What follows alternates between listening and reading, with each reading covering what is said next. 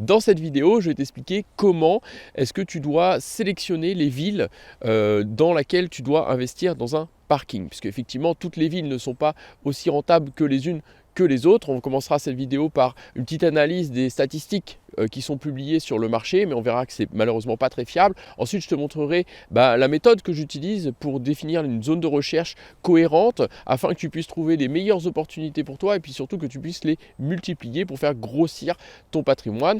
On verra aussi quelles sont les zones les plus rentables, les villes les moins rentables, afin que tu puisses avoir une idée de comment se compose le marché. Et puis on finira par une super carte interactive sur laquelle tu pourras voir en fait les expériences des autres investisseurs et les rendements réels qu'ils ont pu obtenir. Avant d'aller plus loin dans la vidéo, je te propose de t'abonner et de cliquer sur la petite cloche pour recevoir toutes les nouvelles vidéos. Allez, on file dans mon bureau que je te montre les dernières statistiques qui ont été publiées. Donc j'ai rassemblé les dernières données qu'on peut avoir sur les parkings, sachant que c'est quand même un marché relativement petit en termes de volume. On est sur le marché de niche, donc c'est beaucoup moins étudié que les prix de l'immobilier traditionnel. Et donc je me suis basé sur deux acteurs, Sologer.com et Monsieur Parking. Et j'ai comparé ce qui s'est passé en 2020, 2020-2019 chez Sologer et 2020-2019 chez Monsieur Parking. On voit que chez Monsieur Parking, c'est plutôt stable, d'accord. On n'a pas par contre des informations sur les moyennes à Paris, d'accord, ou Lyon en 2020. Donc voilà, c'est les choses. Le tableau il est à trous quand même. Tu peux retrouver cet article-là, je te mettrai le lien sous la vidéo. Le plus flagrant, on va dire que c'est le top de Sologer là. C'est-à-dire qu'en 2020, ils faisaient un tonnerre sur investir à Strasbourg, c'est ce qui rapporte le plus. Alors qu'est-ce qui s'est passé entre 2019 et 2020? Pourquoi est-ce que c'est passé de 6,20, qui est la moyenne à peu près pour une ville de taille moyenne, pourquoi c'est passé à 10%? Qui sait? Moi, ma petite idée, c'est que de toute façon, investir à Strasbourg, dans mon expérience, celle de mes clients, ça a toujours été compliqué d'obtenir des rendements à 10%, parce que c'est la géographie qui veut ça. Donc je pense que cette année-là, il devait y avoir une anomalie statistique et qu'ils ont publié l'étude quand même, parce que de toute façon, l'intérêt de ce genre de site, quand ils ont des données et qu'ils les publient, c'est pour faire parler d'eux, d'accord? C'est pas forcément pour t'informer et te donner des statistiques qui sont intéressantes, d'accord? On voit que Saint-Étienne, c'est pareil, ça reste stable. C'était quand même, il y a quand même 2 points d'écart d'une année sur l'autre. C'est quand même important, quoi. Pour faire bouger 2 points d'écart, ça fait des écarts de 20%. C'est énorme, d'accord? Saint-Étienne, forcément, il va être plus rentable d'investir à Saint-Étienne qu'à Lyon, à Paris et à Marseille. Et il y a beaucoup d'investisseurs qui investissent là-bas. Pourquoi? Parce que en fait, c'est une ville qui a juste perdu 25% de sa population en un demi-siècle, d'accord? C'était une ville qui a profité de l'essor industriel comme pas possible. Et puis après, ça s'est complètement dégradé, tout le monde a foutu le camp. Moi j'y ai vécu, c'est pas drôle la vie à Saint-Étienne. Je vous assure que vivre dans le centre-ville de Saint-Étienne, c'est pas sympa, quoi. Tous les gens qui avaient un petit peu de moyens, tout ça, ils ne vivaient pas dans le centre-ville, d'accord? D'habitude, les centres-villes dans les villes sont hyper chiadés, très propre, avec les gens qui ont le plus de pouvoir d'achat habitent dans l'hypercentre, mais à Saint-Étienne, c'est pas le cas. Les gens qui ont des moyens, ils n'habitent pas dans le centre-ville de Saint-Étienne. Bref, tout ça pour te dire que les moyennes, là, ça vaut ce que ça vaut, mais grosso modo, ça ne veut pas dire grand-chose. Alors on voit bien que les statistiques en fait sont surtout utilisées pour faire du buzz, d'accord, pour faire la promotion des sites internet qui les publient, et que d'une année sur l'autre, on retrouve en fait des statistiques qui sont complètement délirantes, puisque le marché des parkings ne devrait pas varier dans des proportions aussi importantes. Donc à partir de ces données-là, moi ce que je te conseille pour déterminer ta zone de recherche et trouver les bonnes zones, les bonnes villes dans lesquelles tu peux investir dans un parking, c'est déjà d'accepter d'aller faire de la distance, d'accord, c'est-à-dire de pas tout acheter à une demi-heure ou 3/4 d'heure de chez toi. Si personnellement je m'étais limité à acheter à 30 minutes de chez moi, aujourd'hui je serais propriétaire de 10 parkings. C'est pas beaucoup, d'accord? Aujourd'hui, j'en ai 240 parce que j'accepte en fait, effectivement, que la moyenne de mes lots en fait soit située à 2 heures de route. Donc tantôt c'est un petit peu plus, tantôt c'est un petit peu moins, mais c'est une moyenne, d'accord? Et le plus gros pour l'instant, c'est 3 heures, mais sachant que j'ai fonctionné pendant quelques mois avec un lot à plus de 600 km de chez moi, et je pense que si c'est à refaire, je le ferai aujourd'hui avec grand plaisir. D'ailleurs, ma zone de recherche, elle a souvent évolué entre 1 heure, 3 heures, 6 heures, toute la France, d'accord. J'ai fait vraiment tous les filtres de recherche pour voir en fait ce qui se tombait, et il s'avère, dans mon expérience et dans celle de mes clients, que eh bien, plus on élargit sa zone de recherche, et naturellement plus on va trouver d'opportunités pour investir dans les parkings et les garages. Alors l'avantage d'acheter un parking, un garage par rapport à un appartement, eh ben, c'est que ça se gère beaucoup mieux à distance. C'est-à-dire que déjà, en général, le locataire n'a pas besoin de faire de visite du parking ou du garage pour le louer. Si tu as choisi quelque chose qui est correct, qui est bien placé, avec voilà, des dimensions, tout est nickel, d'accord, tu as fait une bonne sélection à la base de ton parking et de ton garage, ça va se louer sans visite. Donc déjà, tu es tranquille, tu n'as pas besoin de faire les visites. Ensuite, bah, comme on est sur soit un simple bout de bitume, soit 3 murs, une porte, un garage, bah, les pannes, les imprévus, en fait, sont juste très très rares.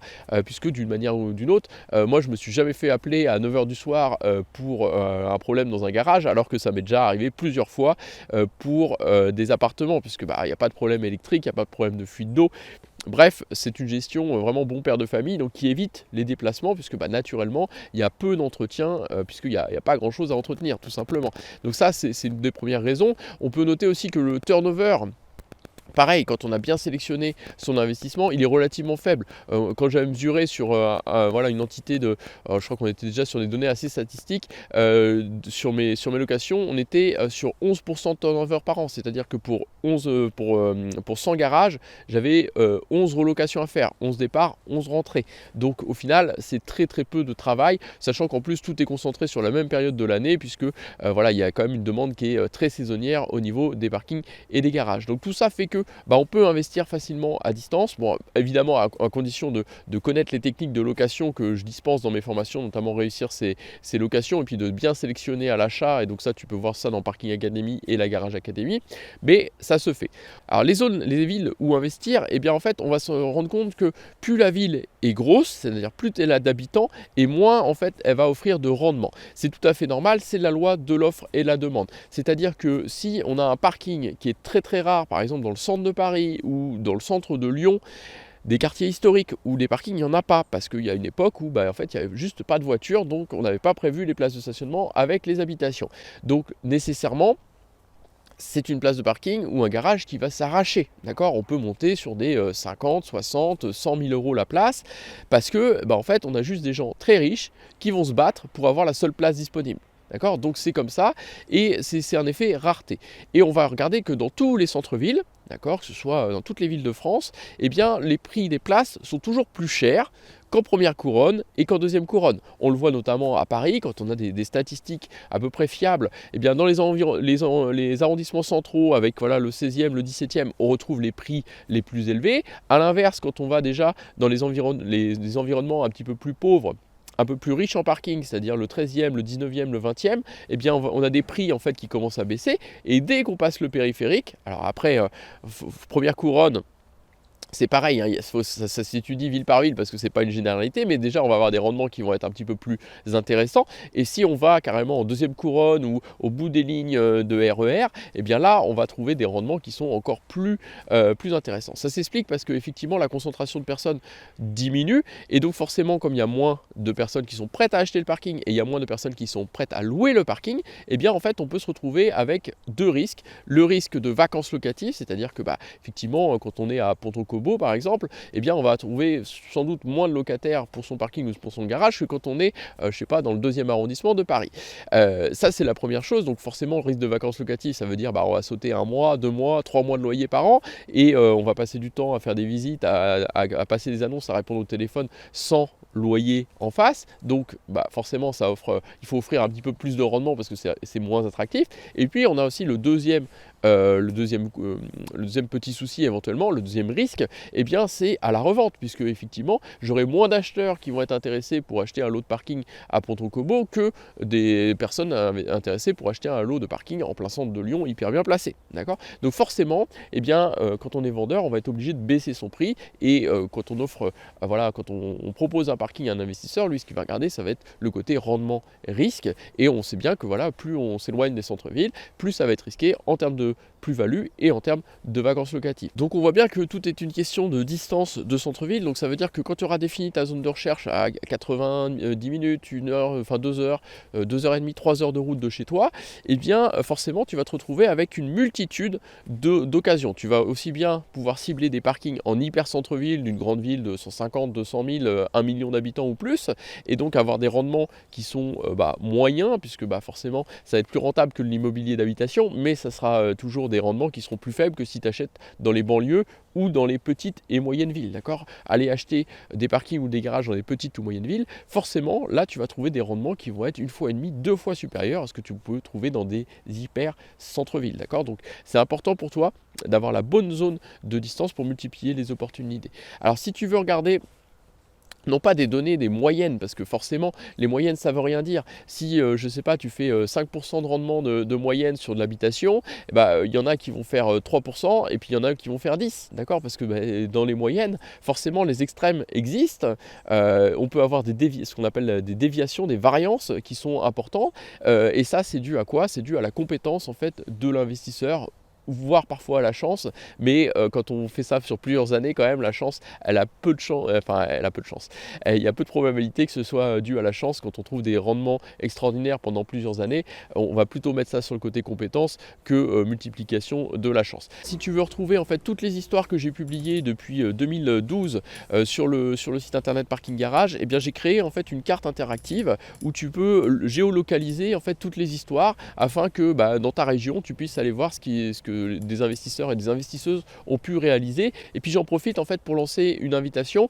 En mai 2022, ça fera 10 ans en fait que le site Parking Garage existe et 10 ans que j'ai commencé à acheter des parkings. Et donc j'ai envie en fait de faire un tour de France à la rencontre, à ta rencontre, et de pouvoir aller rencontrer toutes les personnes que j'ai aidées de près ou de loin, soit via des formations, soit les livres, soit tout simplement parce que tu es tombé sur un des articles ou une des vidéos et puis ça t'a fait plaisir, ça a créé un déclic chez toi et tu as pu devenir propriétaire de parking et de garage. Et écoute, je serais ravi de te rencontrer. Je vais juste te demander si tu es intéressé pour qu'on fasse une interview vidéo, pour ensuite soit qu'on fasse un déjeuner en tête-à-tête ou à plusieurs avec d'autres investisseurs de la région. Eh bien je vais organiser ça dans plusieurs villes de France, plusieurs régions, et donc j'ai besoin juste de savoir que tu remplisses un petit formulaire pour que je puisse organiser la tournée et mêler en fait ça pendant le mois de mai, juin prochain 2022. Je serais ravi en fait de partir à la rencontre de toutes les personnes que j'ai pu aider, de tous les investisseurs, investisseuses de parking et de garage. Donc n'hésite pas à laisser tes coordonnées dans le formulaire qui s'affiche sous la vidéo. La carte de France, c'est pareil, c'est disponible sous la vidéo. Et puis si tu as des questions par rapport à cet événement ou par rapport à la manière dont tu dois créer ta zone de recherche pour trouver des villes rentables pour investir dans les parkings, je te répondrai dans les commentaires.